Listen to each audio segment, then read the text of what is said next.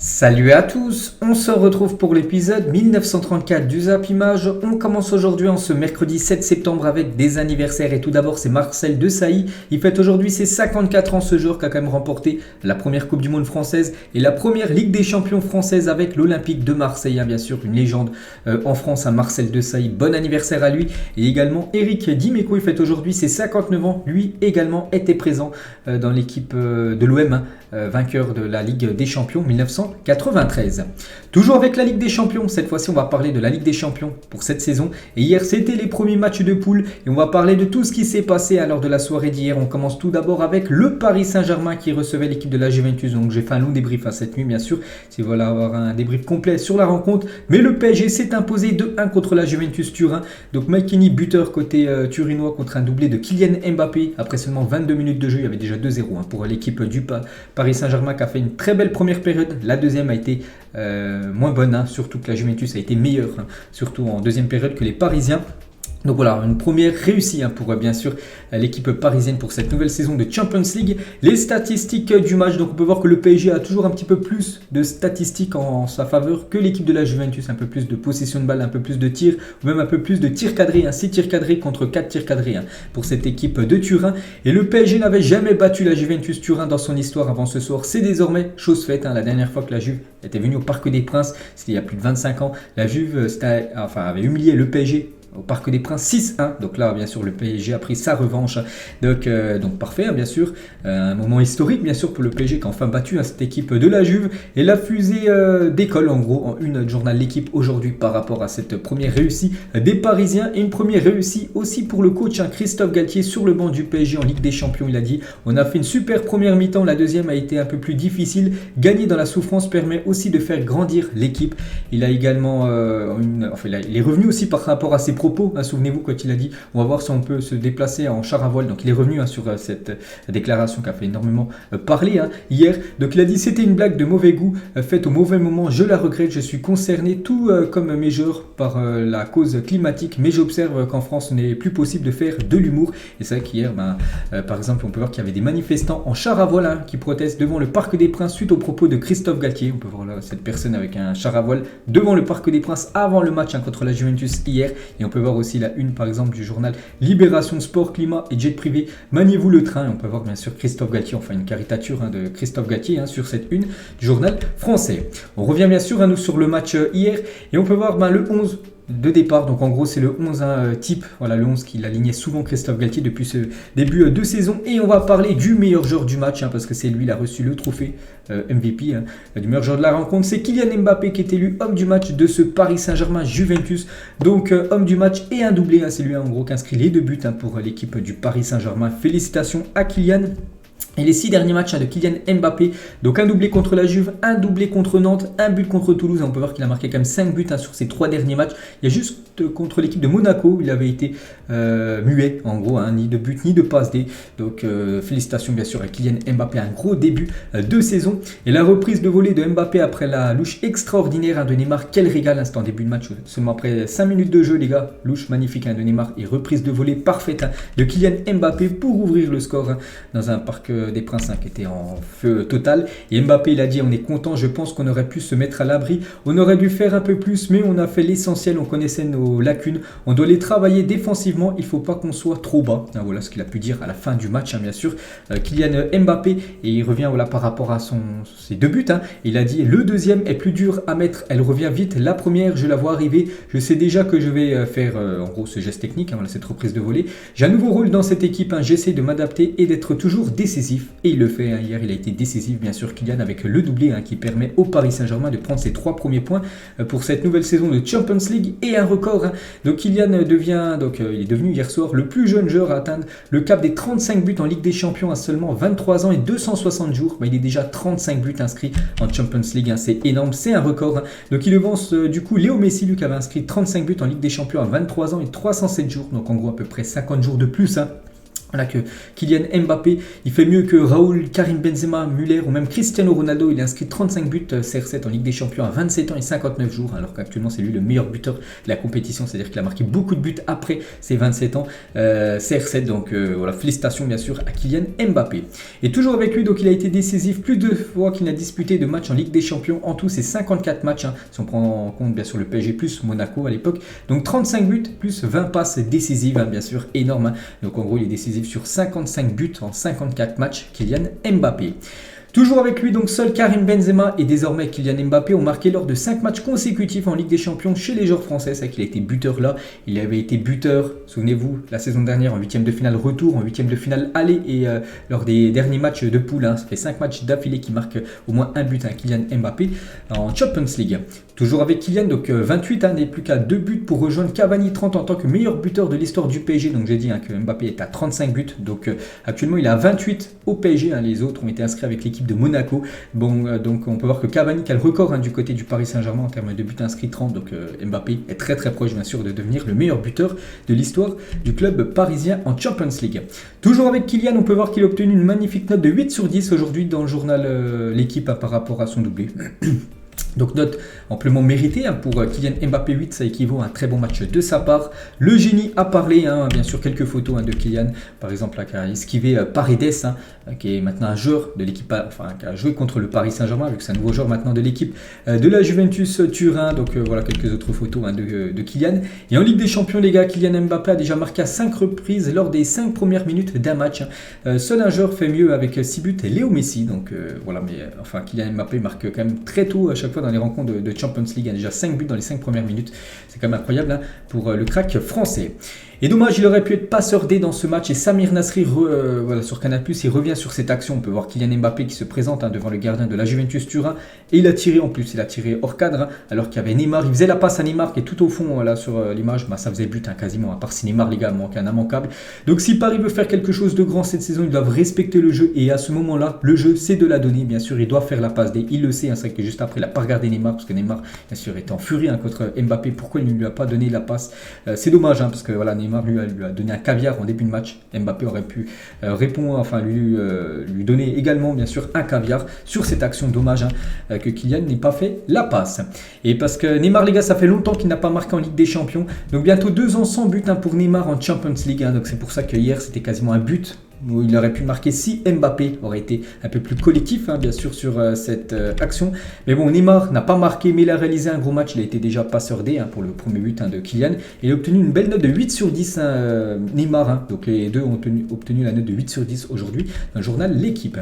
Et Neymar les gars encore impliqué dans un but du PSG avec sa passe D. Donc 7 matchs, donc 9 buts et 7 passes décisives pour Neymar. Donc en gros il est impliqué sur 16 buts en 7 matchs. Neymar qui fait un énorme début de saison.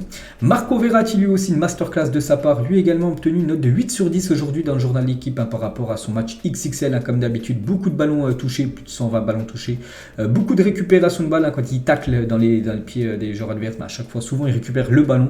Encore un gros match bien sûr de l'un pour moi des meilleurs milieux de l'histoire du football. Je peux le mettre dans le top 10 tellement qu'il est bon bien sûr. Marco Verratti, il a dit entraîner le PSG est quelque chose de difficile. Christophe Galtier a fait du très bon boulot jusqu'ici, c'est un entraîneur intelligent. Donc voilà la belle déclaration de Verratti par rapport à Christophe Galtier.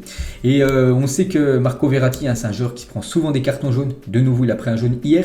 Et 139e carton jaune de Marco Verratti à 29 ans dans sa carrière. C'est vrai que souvent, bien sûr, il est sanctionné. Ça, c'est son péché mignon, on va dire. Il est souvent fautif de carton jaune. Et la paire Verratti-Vitinha réussit son examen avec le PSG face à la Juventus Turin. Donc Vitinha a également fait une belle rencontre hier. Donc voilà, le milieu peut-être petit par taille, parce qu'ils n'ont pas un énorme gabarit, mais ils ont fait un gros match bien sûr, le portugais et le joueur italien en milieu de terrain.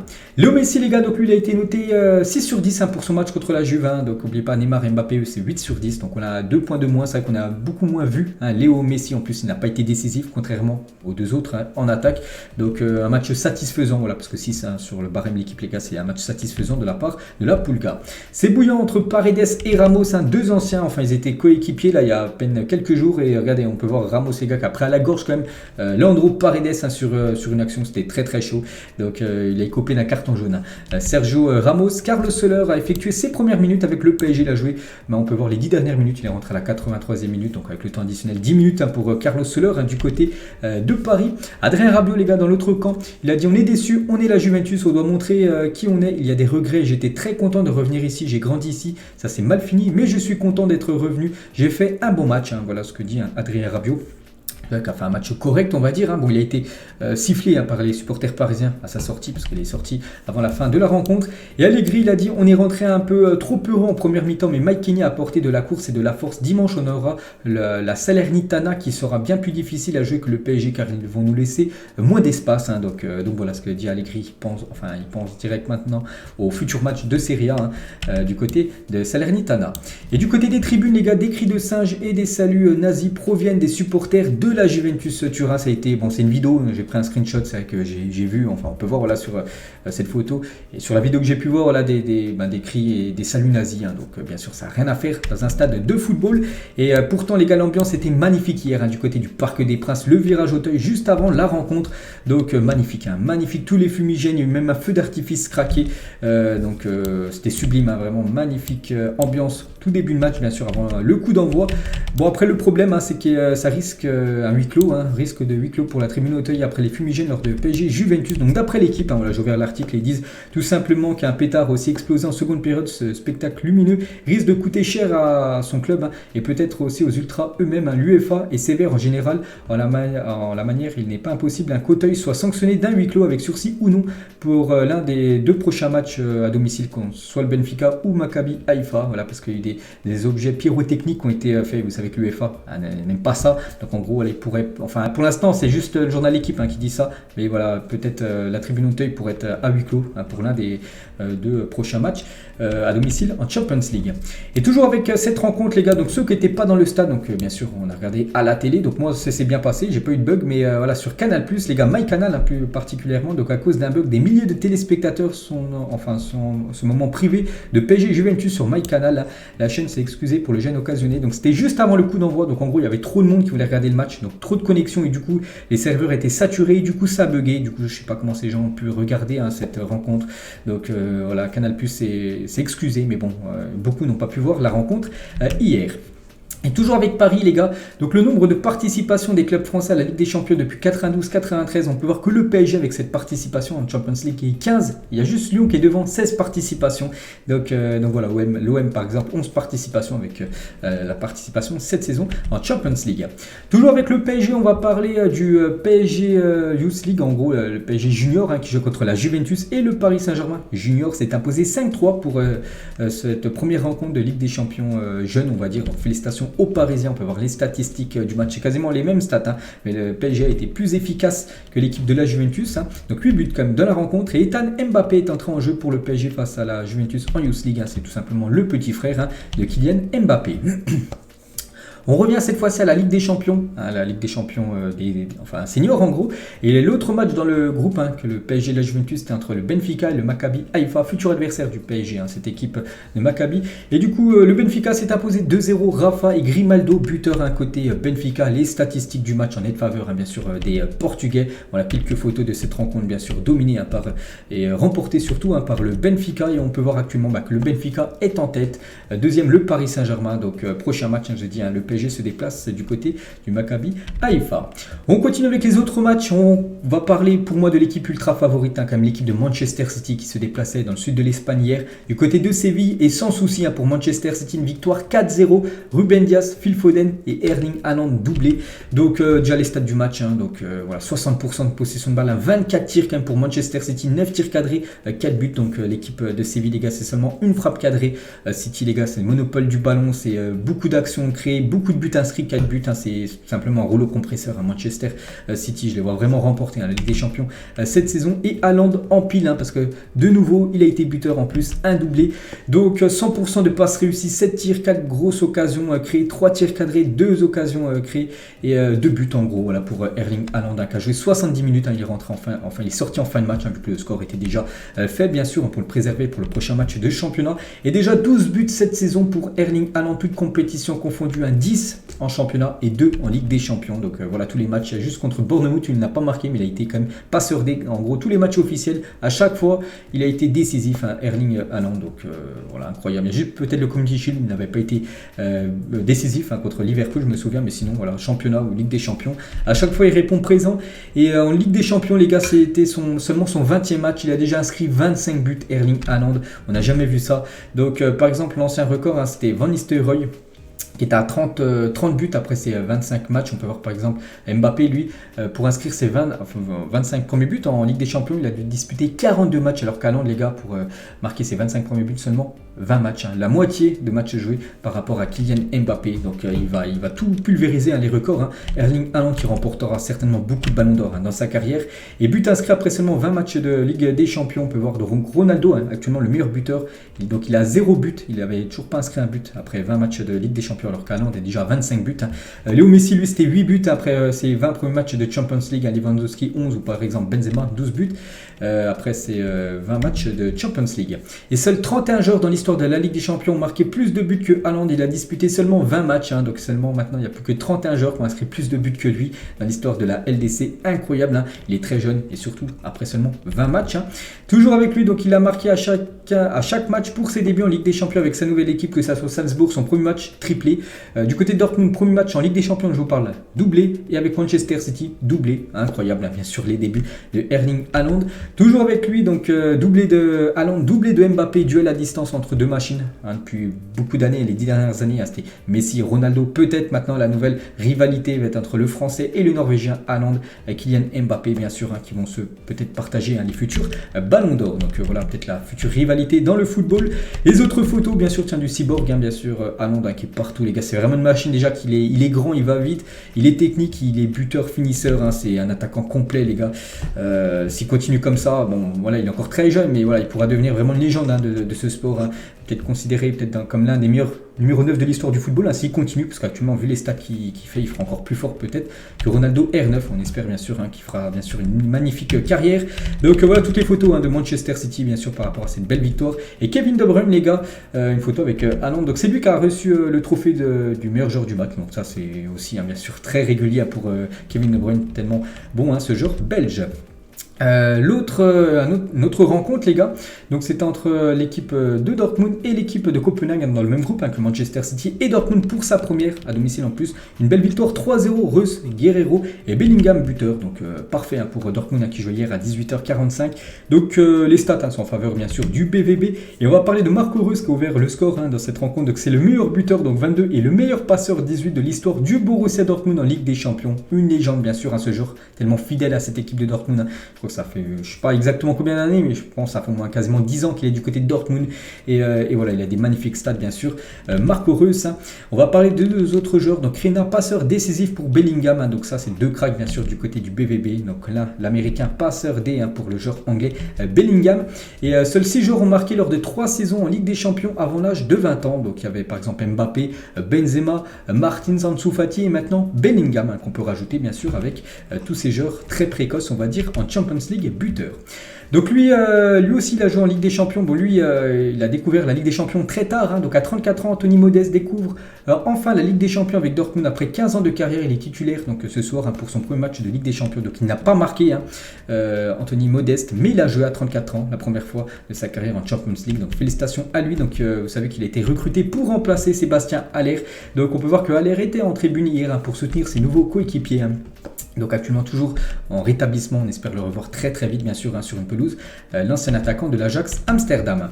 Et le meilleur joueur du match hein, Dortmund-Copenhague, ben, c'est lui les gars, c'est Julian Brandt hein, qui a reçu ce trophée hein, du meilleur joueur de la partie. Et actuellement le classement, on peut voir que City et Dortmund sont en tête bien sûr hein, de cette poule G hein, bien sûr, qui sera certainement dominée hein, par Manchester City qui finira certainement en tête. On continue avec les autres matchs. Le Real Madrid hein, se déplaçait du côté du Celtic Glasgow. Hein. Celtic Glasgow les gars, c'était 6 matchs, 6 victoires, 25 buts marqués, un but encaissé avant la rencontre. Hein. Donc voilà, c'est un rouleau compresseur agresseur. Bon là, c'était le Real Madrid en face et le Real Madrid a été trop fort pour l'équipe écossaise. Donc Vini, Modric, Eden Hazard, buteur. Donc les statistiques du match, j'ai pas vu le match parce que j'ai regardé le Paris Saint-Germain, mais bon voilà, d'après les stats, on peut voir qu'il y a un peu plus de stats en faveur du Real. On peut voir aussi une belle victoire du Real Madrid, 3-0, un nouveau clean sheet aussi pour le Real Madrid. Et le Real Madrid gagne, mais perd Benzema, et c'est ça le gros point noir, on peut dire, pour le Real Madrid, c'est que Benzema est sorti sur blessure. Donc gros coup dur pour Benzema, le Real Madrid et l'équipe de France à quelques jours du prochain rassemblement de l'équipe de France. Donc l'attaquant français est sorti sur blessure face au Celtic après 30 minutes de jeu. Donc on peut le voir, voilà, qu'il était dépité, dégoûté, on peut le comprendre, bien sûr, ce joueur tellement important du côté du Real Madrid, un futur ballon d'or. Donc il a un problème au genou. On peut voir la Carlo Ancelotti quand il est sorti, il lui a demandé bien sûr si ça allait ou non. Et Tchouaméni sur Karim Benzema, donc il m'a dit qu'il a une douleur au genou, on va rentrer à Madrid et on espère que ce ne soit pas trop grave. On espère bien sûr que ça ne soit pas trop grave. Donc d'après Marca aujourd'hui, ils ont dit donc il y a de mauvais pressentiments concernant la blessure de Karim Benzema. Voilà ce que dit le journal sportif Marca. Voilà que ça sent pas bon en gros, la blessure de Benzema. Aujourd'hui on en saura certainement un peu plus, vu qu'il va passer des examens, on verra combien de temps il sera indisponible. Donc c'est pas bon aussi pour l'équipe de France qui va jouer là dans quelques jours des matchs de Ligue des Nations. Il sera certainement forfait. Et Nasri l'a dit, s'il manque Karim et Paul pour la Coupe du Monde, honnêtement je m'en fous royalement des matchs du Real Madrid. Karim c'est pour la Coupe du Monde. C'est vrai que on ne sait pas, bien sûr la Coupe du Monde c'est dans plus de 70 jours, mais voilà, on ne sait jamais bien sûr les blessures, des fois ça met beaucoup de temps à se rétablir. Donc voilà, bon rétablissement à Karim Benzema en espérant que ça soit pas grave pour le joueur français. Et donc il a quand même joué vu qu'il était titulaire. Donc avec 143 matchs, Benzema est devenu hier soir le 5e joueur le plus capé de l'histoire de la Champions League. Donc félicitations à Karim et surtout bon rétablissement à lui. Donc celui qui est rentré à la place de Karim Benzema, c'est Eden Hazard, parce qu'on sait que du côté du Real il n'y a pas d'autre numéro 9, il y a Mariano Diaz, mais bon Carlo Ancelotti ne veut pas le faire jouer tout simplement. Donc Eden Hazard a joué. Eden Hazard les gars, il a été bon, un but et une passe D pour Eden Hazard qui a remplacé Karim Benzema, donc passeur et buteur, l'ancien joueur de Chelsea. Donc voilà quelques photos de Eden Hazard déjà avec le sourire, c'est très rare déjà de le voir jouer, plus avec le sourire, donc c'est parfait, le combo gagnant on va dire pour Eden Hazard. Eden Hazard vient d'inscrire son premier but avec le Real depuis le 20 janvier 2022 et son deuxième en Ligue des Champions avec les Merengues. Le dernier remonte au 25 novembre 2020, ça faisait quasiment 2 ans qu'il n'avait pas marqué en Champions League comme Eden Hazard. Donc une soirée parfaite hier pour le joueur belge. Et sur les 10 joueurs de champ, seuls David Alaba et Rudiger n'ont pas été impliqués dans la préparation du but d'Eden Hazard contre le Celtic, parce qu'il y a eu beaucoup de passes avant que Eden Hazard marque ce but, et quasiment tout le monde a touché le ballon au moins une fois, à part voilà, ces deux joueurs qui n'ont pas touché la balle. Eden Hazard rejoint la fête en une journal A, bien sûr par rapport à la prestation du joueur belge. On va parler d'un autre buteur, Vini Junior. Donc il a marqué pour la première fois lors de 4 matchs consécutifs, toutes compétitions confondues avec le Real Madrid, 4 buts contre le Celta, l'Espagnol, le Betis et le Celtic. Première fois qui marque sur 4 matchs consécutifs, le crack brésilien. Voilà quelques photos de Vini Junior, et 5 buts et 6 passes décisives pour Vini lors de ses 12 derniers matchs de Ligue des Champions, l'homme fort de l'attaque du Real Madrid, sans Benzema bien sûr. Donc félicitations, n'oubliez pas qu'il avait été buteur lors de la dernière finale de Ligue des Champions, Vini Junior. Lui aussi il a été buteur, c'est un maestro bien sûr, mais il a été buteur surtout très vieux. Donc les joueurs les plus âgés à avoir marqué pour le Real Madrid en Ligue des Champions, donc il y a eu Puskas, Di Stefano, maintenant Luka Modric à 36 ans, il a été buteur, c'est lui qui a inscrit le deuxième but hier de la rencontre. Il a disputé aussi son 100e match de Ligue des Champions avec le Real Madrid, donc 100, voilà la barre des 100 pour Luka Modric. On peut voir que Ronaldo 101 matchs avec le Real en Champions League, le record toujours Casillas 152 matchs pour le légendaire gardien espagnol. Et Luka Modric a été applaudi par tout le Celtic Park, un public qui sait reconnaître les légendes, malgré que le Celtic perdait 3-0, il est sorti en fin de match, tout le monde l'a applaudi, l'a ovationné par rapport à sa carrière magnifique, par rapport à son match magnifique hier. La même chose aussi pour Toni Kroos, standing ovation pour moi de la part des fans du Celtic. C'est un peu leur mentalité, ils acceptent la qualité de leurs rivaux et c'est une ambiance spectaculaire du côté de Glasgow, du côté du Celtic Glasgow bien sûr. Donc lui aussi il a reçu une ovation de la part du public hier, et il a même reçu le trophée d'homme du match parce qu'il a réalisé une masterclass. Toni Kroos, plus de 136 ballons touchés, c'est énorme, 124 passes tentées, 119 passes réussies, 17 longues passes tentées, 17 longues passes réussies. Le game c'est lui qui le dirige, le joueur allemand Toni Kroos, le poumon tout simplement de cette équipe madrilène. Aurélien Tchouaméni l'a dit, je me sens bien, on m'a super bien accueilli. Aurélien, il n'y a pas le temps, il faut être prêt tout de suite, j'essaie d'apporter ma pierre à l'édifice, rien n'est acquis, on va continuer à travailler. Donc il a dit ça à Canal Football Club en gros à la fin du match. Tchouaméni qui a fait une belle partie hier. Et le Real Madrid actuellement, voilà, c'est carton plein, hein, c'est 6 matchs cette saison, c'est 6 victoires. Hein, donc voilà, que des victoires pour le Real Madrid. Voilà, parfait hein, bien sûr. Donc tout à l'heure, une petite erreur de ma part, j'ai dit voilà, nouveau clean sheet. Bon, c'est vrai que ils ont fait qu'un clean sheet, c'était contre Francfort, sinon à chaque fois ils ont encaissé au moins un but. Donc la petite erreur de ma part. Mais bon, c'est à chaque fois surtout des victoires hein, pour le Real Madrid. Donc prochain match hein, contre Mallorca, donc ça pourrait peut-être faire 7 sur 7 hein, pour l'équipe madrilène. Et dans l'autre match, hein, c'était entre Leipzig et le Shakhtar. Et grosse défaite hein, du RB Leipzig 4-1 à domicile. Hein. Regardez tous les buteurs de cette rencontre. Pourtant, le RB Leipzig a dominé avec plus de possession de balle, plus de tirs, mais 12 tirs et seulement 2 tirs cadrés, 1 but. Alors que le Shakhtar, les gars, c'est 5 tirs, 4 tirs cadrés, 4 buts. Tous les tirs cadrés ont fini au fond des filets. Donc voilà, quand tu es très efficace devant le but, voilà, tu gagnes le match et voilà, tu n'as pas besoin de faire beaucoup de frappes hein, pour marquer. Hein. 4 tirs cadrés, 4 buts hein, pour cette équipe qui a été 100% efficace. Et Leipzig, les gars, donc ça n'a pas fort actuellement, surtout au niveau défense, a encaissé 8 buts lors de ces deux derniers matchs. Hein. 4-0, ils ont pris contre Francfort il y a quelques jours et là, 4-1, ils ont pris hein, contre l'équipe du Shakhtar, cette équipe ukrainienne. Mohamed Simakan, l'ancien joueur de Strasbourg, auteur de son tout premier but en Ligue des Champions ce soir. C'est juste le seul point positif hein, du côté du RB Leipzig, c'est que le défenseur Simakan a inscrit son premier but dans sa carrière en Champions League. Et côté Shakhtar, les gars, victoire qui restera historique hein, pour le Shakhtar sur la pelouse de Leipzig. Hein. Donc un cadre dans ce contexte, c'est tout simplement incroyable hein, parce que vous savez que c'est une équipe ukrainienne et vous savez ce qui se passe en Ukraine hein, toujours. Donc voilà, s'impose en Ligue des Champions. Donc félicitations à eux. Et ça va prendre du temps, mais ils vont comprendre. Hein, voilà, ce joueur Mudryk, les gars, un joueur qu'on commence vraiment à parler beaucoup. Donc il est considéré comme le Neymar ukrainien. Voilà, ce joueur qui a été buteur hier hein, lors de cette rencontre de Champions League. Donc félicitations bien sûr à cette équipe du Shakhtar. On continue avec les autres groupes. Le Dynamo Zagreb contre Chelsea. J'ai regardé le match hein, parce qu'il est à 18h45 et le Dynamo s'est imposé 1-0 contre l'équipe de Chelsea. Orzic, buteur à la 13e minute où il part quasiment de sa surface, mais de sa partie de terrain, on va dire. Et Wesley Fofana essaie de le rattraper. Il n'a jamais réussi à le rattraper. Wesley Fofana, un magnifique but hein, de Orzic. Hein, ce genre tellement sous-côté. On peut voir que Chelsea a quand même dominé, mais c'est bien le Dynamo Zagreb. Hein, sur ses seulement 6 tirs, 3 tirs cadrés, ils ont marqué un but. Et surtout, ils n'ont pas encaissé de but. Hein, donc Chelsea démarre très très mal. La campagne européenne de Chelsea démarre de la pire des manières hein, pour cette équipe qui a beaucoup investi. N'oubliez pas que Chelsea, c'est le club qui a le plus investi sur le dernier mercato estival. Et les 3 derniers matchs de Chelsea à l'extérieur, c'est simple, 3 défaites, hein, 3-0 contre Leeds, 2-1 contre Southampton et 1-0 contre les Dynamo Zagreb. Rien ne va plus chez les Blues. Hein. Donc bon, je dis pas que Thomas Tuchel va sauter, hein, parce qu'il a quand même fait du très bon taf, il a quand même remporté la Ligue des Champions il y a quelques temps, mais attention, bien sûr, il ne faut pas que les mauvais résultats continuent pour cette équipe de Chelsea.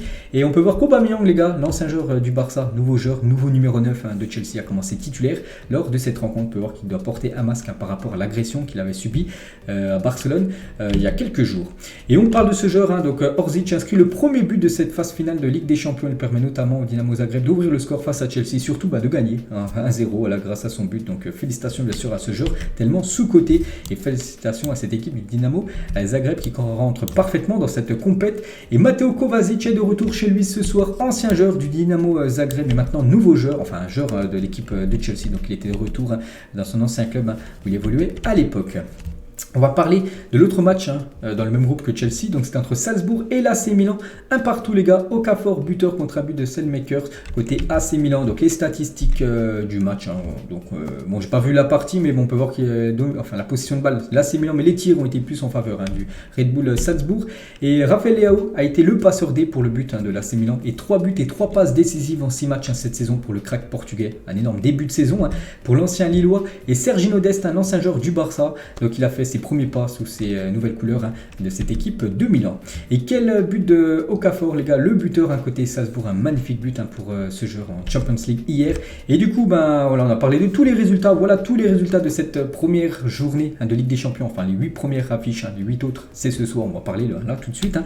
Donc les affiches aujourd'hui, 2 affiches à 18h45, l'Ajax, Glasgow Rangers, Francfort Sporting, l'Atlético contre Porto, le Barça contre Plzen, Bruges contre Leverkusen, l'Inter contre le Bayern, pour moi la plus grosse affiche. Il y a aussi Naples, Liverpool aussi qui est pas mal hein, et Tottenham Olympique de Marseille. On va parler voilà, de ce match, hein, la deuxième équipe française joue ce soir. Et le retour de Marseille en Ligue des Champions, c'est ce soir, un déplacement très compliqué pour l'OM hein, du côté de Tottenham hein, qui performe actuellement. Ils font un gros début de saison en Première Ligue. Donc voici le groupe convoqué par Igor Tudor pour affronter Tottenham ce soir. Donc quasiment tout le monde est présent hein, bien sûr. Et Igor Tudor, il a dit en conférence de presse hier soir, hein, donc mercredi on va essayer de faire de notre mieux et voir ce qu'il peut arriver. On ne vient pas là juste pour jouer la Ligue des Champions ou regarder le stade. On veut être une équipe sérieuse et ramener un résultat. Je pense un match nul serait un très bon résultat pour l'équipe de l'OM ce soir du côté de Tottenham. Et Dimitri Payet, les gars, devrait démarrer sur le banc ce soir face à Tottenham d'après l'équipe. Donc Luis Suarez serait titulaire entouré de Matteo Guendouzi et Gerson. Donc voilà normalement la compo probable pour l'OM. Donc d'après Team OM officiellement, ils ont pris ça sur l'équipe. Ça devrait ressembler à ça. Donc Mbamba, Bailly, Kolasinac. Une défense à 3 avec deux pistons close, Tavares, Rongier, Verretou au milieu de terrain et Guendouzi, Gerson et Suarez. Du coup, Payet, comme je vous ai dit, les gars, devraient commencer sur le banc. Et Antonio Conte, le coach de Tottenham, hier en conférence de presse, il a dit « Igor Tudor est un ami, c'est vraiment un bon gars. Je suis vraiment content de le voir sur le banc dans un club important en Europe comme Marseille. Il a fait une très bonne saison à Vérone. Il fait du bon boulot parce que lui, c'est un ancien coach de Hellas Vérone et Conte avait été un ancien coach aussi des équipes en Serie A. Donc, bien sûr, ils se sont rencontrés quelques fois. Donc voilà, bien sûr, maintenant, on verra ce que ça va donner ce soir. Il y aura beaucoup de supporters, quasiment 1500 supporters marseillais sont attendus à Londres pour le match Tottenham-Marseille ce soir. Donc voilà, maintenant bien sûr il va falloir que l'équipe de l'OM fasse un résultat. On espère au moins un nul, ce serait un bon résultat pour l'OM. Un autre match, le Barça les gars contre Plzen.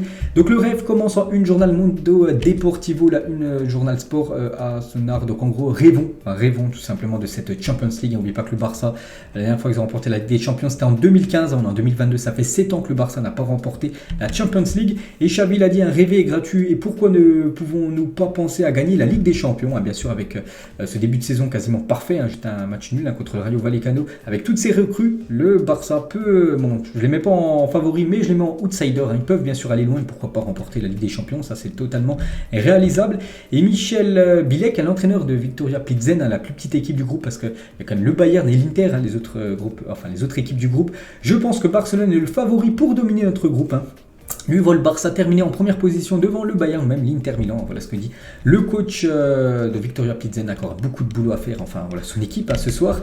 On va parler de Liverpool les gars, une mauvaise nouvelle parce qu'Anderson s'est blessé aux ischio-jambiers une journée du match face à Naples qui est ce soir. Le milieu anglais sera absent 3 semaines. Donc voilà, il est forfait pour ce match ce soir. Et Liverpool prévient ses supporters sur les réseaux sociaux de faire attention lors du déplacement à Naples. Les Anglais pourraient être la cible de vols et d'agressions. Ils avaient déjà eu des problèmes, souvenez-vous, au Stade de France lors de la finale de Ligue des Champions. Donc cette fois-ci Liverpool aide, on mis un message. Donc en gros, les fans ne doivent pas se rassembler dans les espaces publics et doivent éviter de s'isoler dans des zones éloignées de la zone portuaire de la ville. Nous vous recommandons fortement d'éviter le centre-ville. Si vous avez choisi de visiter, sachez que vous pourriez être la cible de vols qualifiés ou d'agressions. Donc voilà, parce qu'il y aura certainement beaucoup de supporters de Liverpool. Donc attention bien sûr, aux supporters de Liverpool du côté de Naples ce soir pour avoir des agressions. Donc c'est Liverpool qui avertit, on va dire, ses supporters. On finit la Ligue des Champions. Il y a un match aussi ce soir de Liga, le match en retard entre Lorient et l'équipe de Lyon. Coup d'envoi à 19h.